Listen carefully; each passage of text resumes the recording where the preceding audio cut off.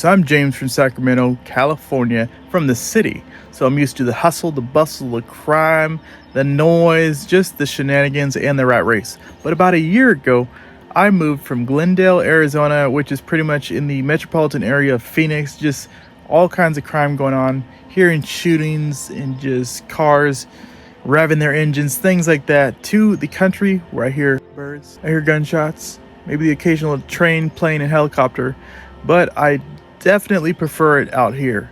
There seems to be a lot more space, and it's not like people are hitting your elbows. Like, hey, you're hitting my elbows, man. So yeah, if I had to compare off-grid living to anything, it's like camping. But unlike camping, people are less territorial, I guess, with camping. Out here, let's just say I had my neighborhood welcome. And this is the second of two meetings that I had. The first meeting that I had with this young man was a little bit less congenial and joyful. You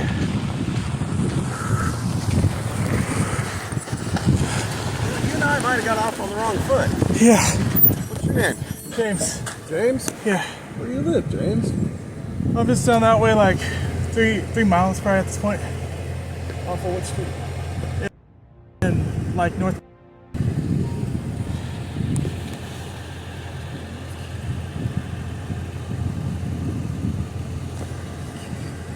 Where was that? Yeah, so that situation right there didn't make me feel good. It made me feel gross. So I was like, you know what? I will stay on my side of the valley. He can have his side of the valley if it's that serious for him. I was working on just getting some exercise, getting some steps in, not looking for trouble, but some people seem to think that people are looking for trouble if they're in your part of the world. So I get it. The further we're out here, people get more territorial of even land that they don't own. It's like if you can see someone near your vicinity, you're on high alert out here for some people. Makes sense. Another observation or comment that I get from people or question is it racist around there? And though I've seen a bunch of Confederate flags in various places or don't tread on me and stuff like that, I don't know if people are actually racist here or just prejudice. But that happens anywhere, so I wouldn't say for that to keep you out. You just got to be kind to people, nice to people, and yeah, I'm sure most people will be fine back to you. Of course, there could be exceptions to all those rules, but I'm sure in most areas there's all kinds of things that you got to look out for. But keep your head on a swivel and trust people. So at night, one of the best feelings is to get out of my motorcycle gear as soon as possible. That stuff can be super hot in the summer when it's already toasty. Get my shoes off and then change into my house shoes. I'd like to keep something on my feet at all times just to protect myself from any stinging, biting, or stabbing that may occur in the desert with all the spiders, snakes, and scorpions running about. And it's not always fun to have ants running across your feet, so it's good to have something on my feet at all times. Looking at the power here. So power at night can be hard to come by. I do have a gas generator, but it's noisy and it's kind of cumbersome to use. So many times I like to charge my solar panel during the day when there's sunlight, just so I have enough to cook my food, charge my phone, and maybe run my flight simulator if at all possible. Another question that I seem to get often is how much did it cost? Things like that. So I had about $20,000 before I did this whole off-grid living situation. And let's just say right now, I do not have that $20,000. Some people ask how I'm doing it, how I am doing it. And they, of course, mean financially. So let's just say I paid everything cash on this stuff. So I really don't have bills besides the yearly taxes and the insurance and, maintenance costs and things like that. So that's it. And look around me. I have insulation on like a third of this facility, so it's not like I'm balling this place out, right? So that's how I'm able to make it. A lot of you guys have AC, you guys have running water, you have electricity, and I have a solar panel, I have water haul, I have things like that. So my costs are minimal, right?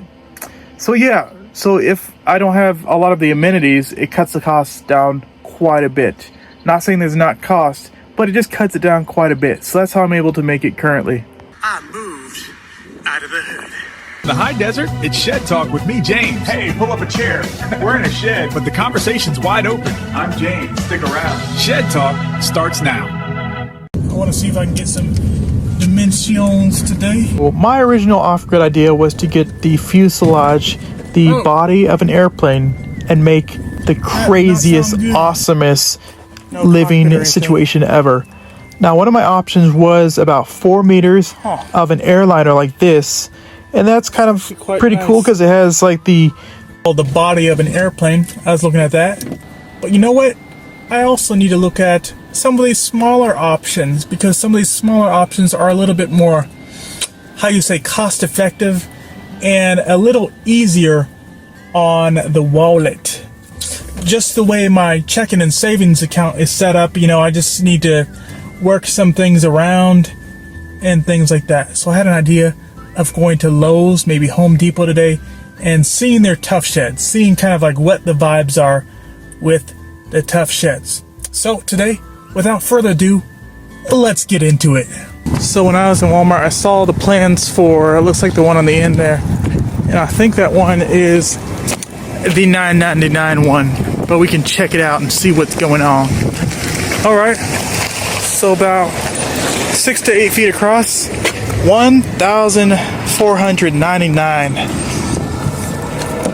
Has some plastic window action. An example of the foundation you can do. Okay, interesting. All right, let's see this one here. Too bad it's locked. $1,600, and this appears to be some sort of particle board. Okay, $1,600. It claims you can fit a motorcycle, a mower, a wheelbarrow, and something else in there. Okay, interesting. With these smaller options, something clicked. I was like, you know what? The airplane thing may be up in the air. Maybe it's too much airplane at this time to handle. So I lowered my gaze to some of these more reasonable living off-grid situations. So I looked at the 10-foot, the 8-foot, the 12-foot, the 20-foot garage. I was like, man, you know, in the right situation, under the right conditions, this could be livable. I went to various Walmarts and they had different roofs, different builds, and they said that they would build it on, like, right where you needed it. I kind of wanted something that was more plug and play, because having someone come out to your place and build it, it's like, for all that, I could just do it myself. I just need you to get this thing to me and plop it down. So I continued looking. So there I moved out of Glendale, moved to Kingman. Kingman has some of the cheapest real estate in the United States this side of the Mississippi. So I was like, you know what? Yes, let's go for it. I can get the land first and then deal with the residencies, the habitations, the habitat later. So that's what I did. And you know, you go to Kingman and the land seems to stretch out forever. It keeps on going and going and going. There's deserts, there's mountain, there's all kinds of scenery around here. So I decided to check this place off of, what is this? Spring Valley? Stockton Hill. Sorry, this is Stockton Hill in Kingman, Arizona. And there seems to be various places. There used to be a place on Northern Avenue, but there's various places throughout the city because a lot of people are finding the truth. A lot of people are coming to the light. They want to move off-grid in the country. So there's all kinds of places, almost a dime a dozen for these shed-type places. This one particularly caught my eye because not only was it a smaller place, but it had a loft, had a bunch of windows, had a door, had a floor, had some more. I really like the loft in here, and I also like the Victorian style front seating area, and the porch was a little bit too extra, but the loft in the front and the back, I was like, man, this is living. But once I checked that price tag, I was like, you know what? No, this is not enough for what they're asking. So then I got into another one, and this was almost laughable, but almost doable. It's like, if I were to just sleep in a place, how much room would I need? You know, is 6 by 8, is that enough? Is that too much? But as I went on and on, I was like, you know what? This probably is not for me. It seems more like a jail cell rather than a bedroom. although I did like the lower ceilings and the small area. But then I went to this bad boy, which advertised its shelving units. I'm like, this is absolutely amazing for organization, but for this price and this small of a place, I need to get some paver stones to put underneath the shed. Here at Home Depot, and looking for pavers. I see pots, I see plants, I see garden potting soil. But where could the pavers be? Oh, where could they be? Well, these trees look nice. I should just cop a few of these right now.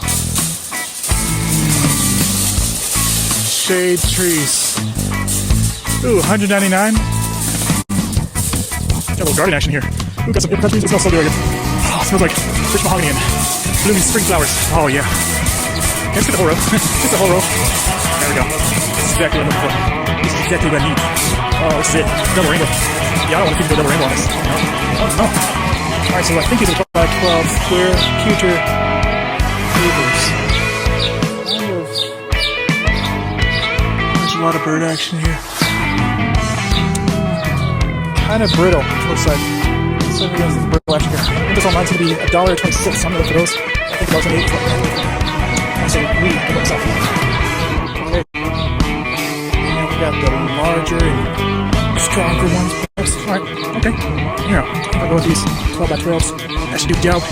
Yeah.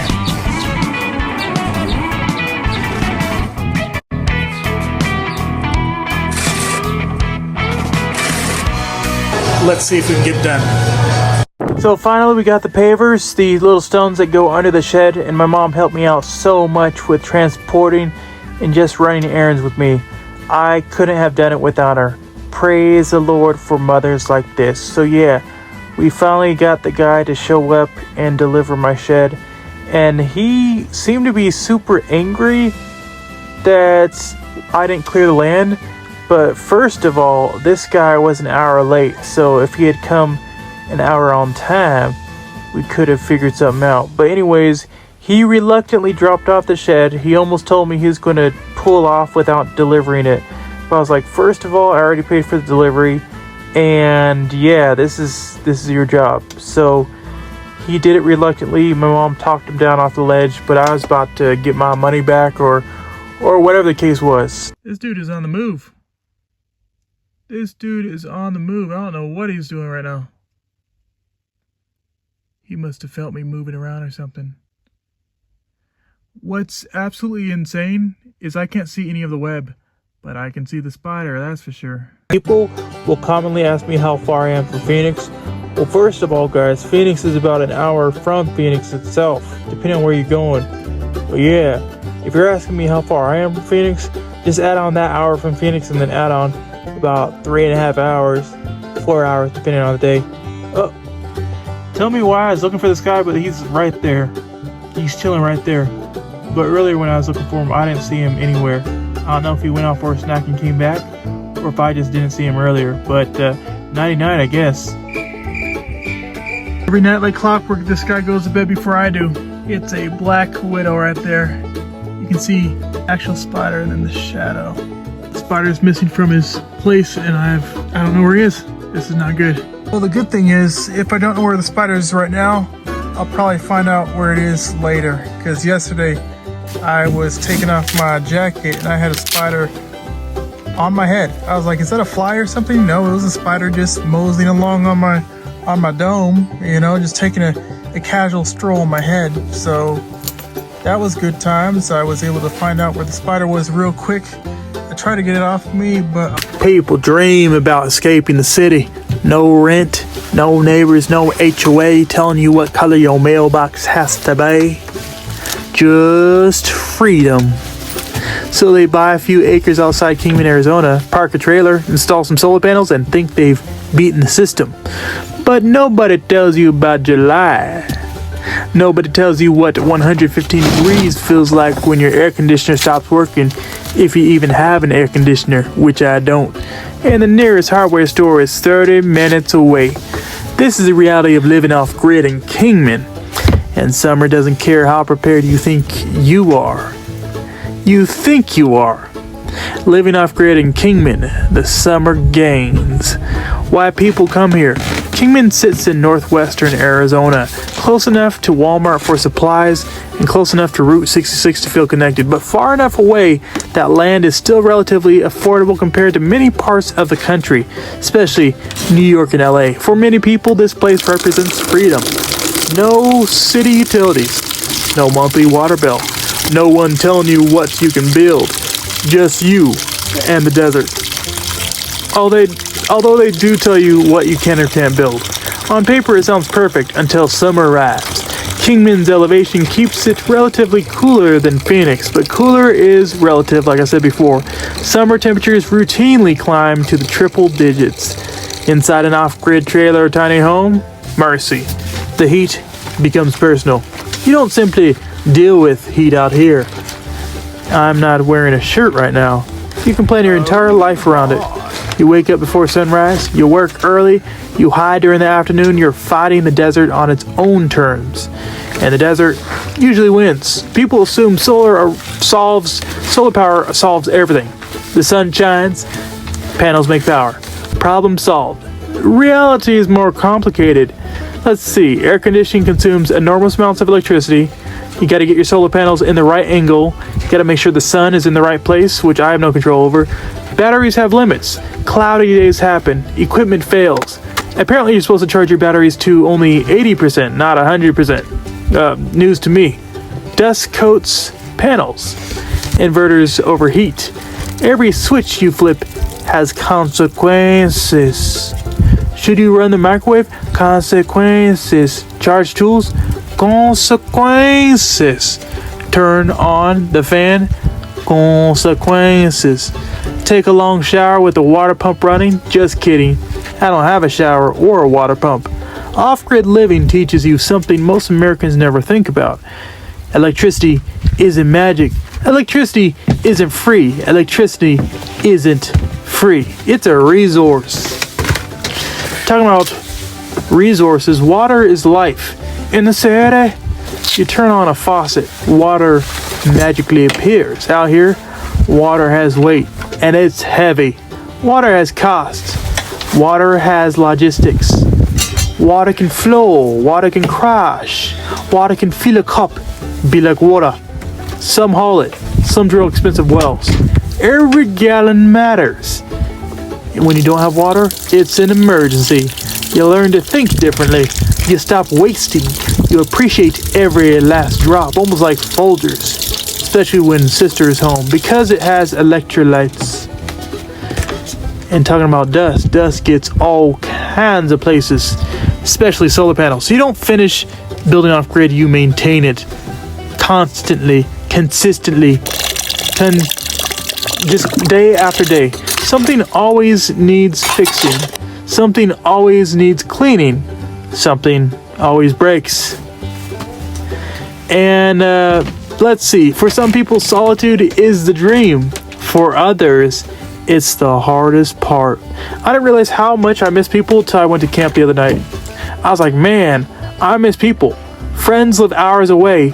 Emergency services take longer. The nearest grocery run becomes an expedition, especially when nature calls. Off-grid living isn't easier. It's harder. Take it from me, your off-grid person.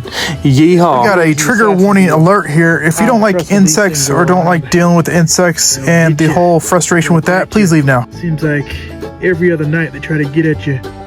And they scurry around, don't they? Yes, they do. They scurry around in it. So I need to figure a way I can get this guy before he gets me, if you know what I mean.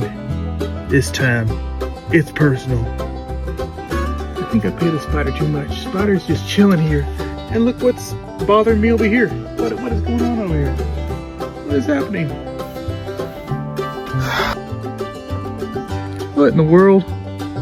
It's just an insect arboretum in here. Bro, what is going on in here? Spider, what are you doing? Do your job, Spider. What is going on here, bruh? Oh, man. What is going on? Bro, you have got to be kidding me. Spider, what are you doing? He's right there. He's literally right there. We're in the same shot right now. Come on, man. Man. And guess who did a quick getaway? That's right. The insect is gone. Missing in action. Spider's still there. Oh boy.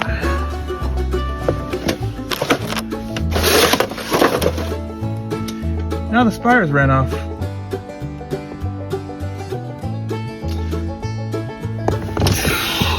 That's going to do it for us here in the shed. I'm James, and you watch Shed Talk on JPTV2. Stay cool, stay kind, and we'll catch you next time under the desert sun. Good night. So that's off-grid living for you. Self-sufficiency, adventure, and a journey on itself. I guess the time it takes to do things probably takes twice as long. And then for the money, it probably takes 3 times as much money to do a normal thing. For you, you just turn on the water comes out. And for you, just flip light switch and electricity or power comes out. So yeah, in that way, it's definitely an adventure. And you probably have less insects in your house than I do right now. I can almost bet it. And I'd say for the most part, most people are honest out here. A lot of great people. And it's good to have a community, especially when you're out here in the middle of nowhere. But I will say for how many good people there are some, let's say, people of questionable character. In the Facebook community group, there are sometimes posts of people on ring cams and things like that, security cams, attempting to grab things that were not ever given to them with any permission whatsoever. And you have, the community people that are like that. The people that the community knows by face. It's like, oh, there's that person or their vehicle, that are just up to something all the time. And then you also have those people that are, how do I say this, on that list, and you want to hide your children, hide your wives, hide your husbands, because they out here, so I have to worry about that, right? I gotta make sure I'm protected. Yes, sir. Make sure you're protected around these parts. But for the most part, I think people are great individuals. So, yeah.